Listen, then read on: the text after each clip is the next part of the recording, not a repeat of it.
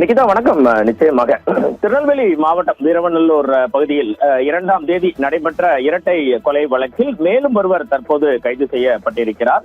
இதுவரை கைது செய்யப்பட்டவர்களின் எண்ணிக்கை 8ஆக உயர்ந்துள்ளது. இன்று தற்போது கைது செய்யப்பட்டிருக்கும் மூலச்சி பகுதியைச் சேர்ந்த 29 வயதான கிருஷ்ணன், அவரை பிடிப்பதற்காக திருநெல்வேலி மாவட்ட காவல் துறையினர் சென்ற போது மணிமுத்தாறு 80 அடி கால்வாய் பகுதியில் காவல்துறையினரை பார்த்து தப்பிக்கும் எண்ணத்தில் ஓடிய அவர் தவறி கீழே விழுந்ததில் அவரது கையில் எலும்பு முறிவும் ஏற்பட்டு தற்போது திருநெல்வேலி அரசு மருத்துவமனையில் சிகிச்சையும் பெற்று வருகிறார்.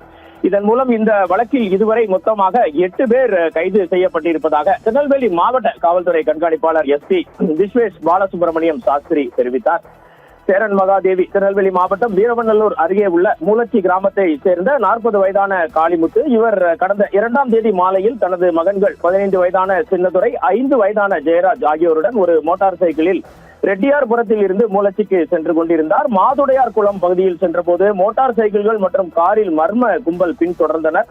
காரை வைத்து காளிமுத்துவின் மோட்டார் சைக்கிள் மீது மோதி அதில் ஜெயராஜ் என்ற 5 வயது சிறுவன் சம்பவ இடத்திலேயே உயிரிழந்தான்.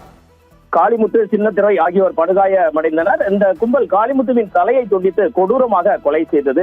இது குறித்து வீரவநல்லூர் போலீசார் வழக்கு பதிவு செய்து விசாரணையை தீவிரமாக நடத்தி வந்த நிலையில் மூலச்சி கிராமத்தை சேர்ந்த மகேந்திரன் என்ற மகேஷ், குமார் என்ற கொக்கி குமார், ஊர்காடு பகுதியைச் சேர்ந்த முத்துசெல்வன் ஆகிய 3 பேரை நேற்று முன்தினம் கைது செய்தனர்.